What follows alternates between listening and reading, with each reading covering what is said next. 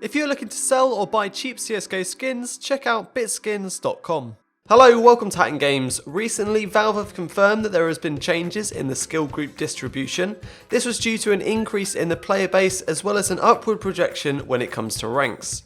It's said that this won't impact the quality of your matches initially, as you are matched using the hidden elo and not just the skill group. A large portion of the player base will experience rank adjustments, and there have been reports of even when you win, you may get deranked to fit into the new elo boundaries. Valve did mention that these ranking adjustments are being rolled out in a slow manner, so if you aren't experiencing a rank decrease yet, it's possible it may happen in the future. This image you're seeing on screen now is taken from csgosquad.com on December the 14th, and it shows before any of the rank adjustments had taken place. As you can see, there was a complete lack of players filling up the lower ranks, namely the silver region, with a total of only 3.7% from Silver 1 to Silver Elite Master. Master Guardian Elite had the majority of the player base with 13%, but only by a marginal lead, with the rest of the dominant ranks ranging from Gold Nova Master to Legendary Eagle. The player base only starts to decrease gradually from LEM up to Global Elite,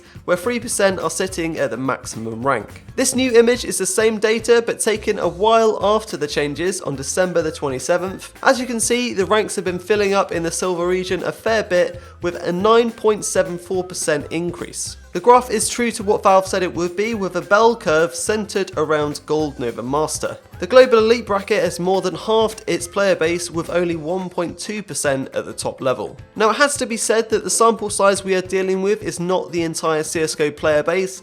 CSGOsquad.com currently lists around 300,000 users in its database, so there's definitely a lot of data actually missing. With that in mind, it still gives us a pretty clear image of how the ranks are being divided. In my personal opinion, I think that the silver ranks need to be filled out more in order to give the higher ranks an increased ceiling for players to reach. The elo entry barrier for Global Elite should be set at a huge number, and that should be scaled down progressively to lower ranks. This way, obtaining Global will actually mean something again. Old players that have moved out of matchmaking to third-party services will most likely come back and see it as a new challenge to beat. In the past, Global has been far too easy to reach, and it was evident that the skill gap between certain Globals was often pretty vast. What is quite sad with this situation is that once a player has been accustomed to the title of a certain rank, especially one that is high, they'll always feel that they deserve that title even if the skill boundaries have shifted. There's been countless Reddit threads of people complaining about their newly acquired rank,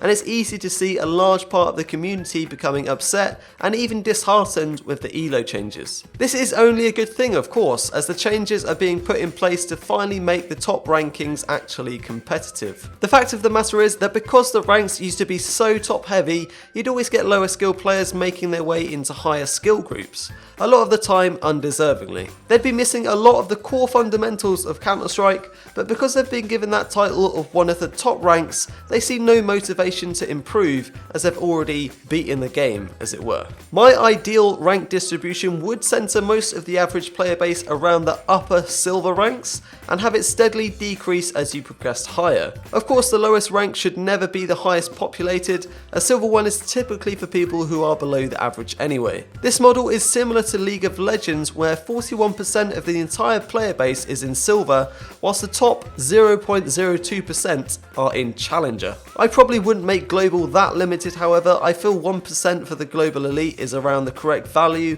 in order to not wreck queue times entirely. Having the lowest of the silver ranks easily bypassable will give new players a sense of achievement on each rank up and eases them into the game, resulting in more playtime at the very start. Once they keep grinding and playing the game, the ranking system should only get more and more competitive, leaving them always with something more to achieve.